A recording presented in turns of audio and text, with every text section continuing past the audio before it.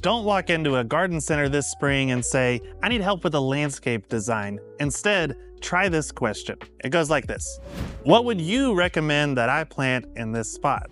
You see, there's a major shift that happens whenever you learn how to rephrase that question, because as a garden center employee, especially in the spring, you're very busy. And so when someone says, I need help with a landscape design, to them, that sounds like a large time commitment. But if you can do some legwork ahead of time before you get to the garden center, it can really reduce the amount of time that that employee needs to spend with you. It's not that they don't want to spend time with you, it's that in the spring, garden centers get very busy. So there very well may be 5 or 6 or more people waiting that also need attention. So before you even walk into the place, in order to maximize the effectiveness of your time there and the help that you're going to get from those garden center employees, do these things. First, take pictures of the place or the flower bed that you're needing help with.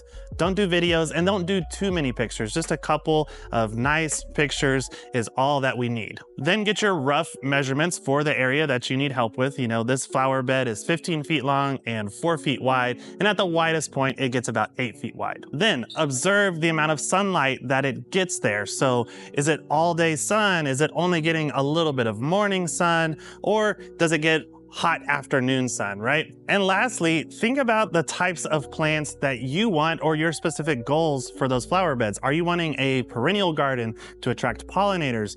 Do you want evergreen plants that are going to look year-round? Do you want flowering shrubs? Now that you are armed with all of those details and all of that additional information, instead of the employee having to pull all of this out of you or you feeling unprepared for this meeting, look at how different this sounds. Hey there, I've got a west-facing bed that gets a lot of hot afternoon sun, and I'm looking for flowering shrubs that are going to be able to take those conditions. Here's a picture of that flower bed. What would you recommend that I plant there? Now, that garden center employee, instead of seeing you as a customer that potentially could take up to an hour for some type of long consultation, is now looking at you going, okay, I can walk you around, spend 5 to 10 minutes with you showing you some different plants, and we're gonna make a nice, easy sale that's going to make both you as a customer happy and us happy as a garden center employee. Now, obviously, if you have a larger scale project going on where you've got multiple flower beds or a new construction home that you're needing a full site plan for,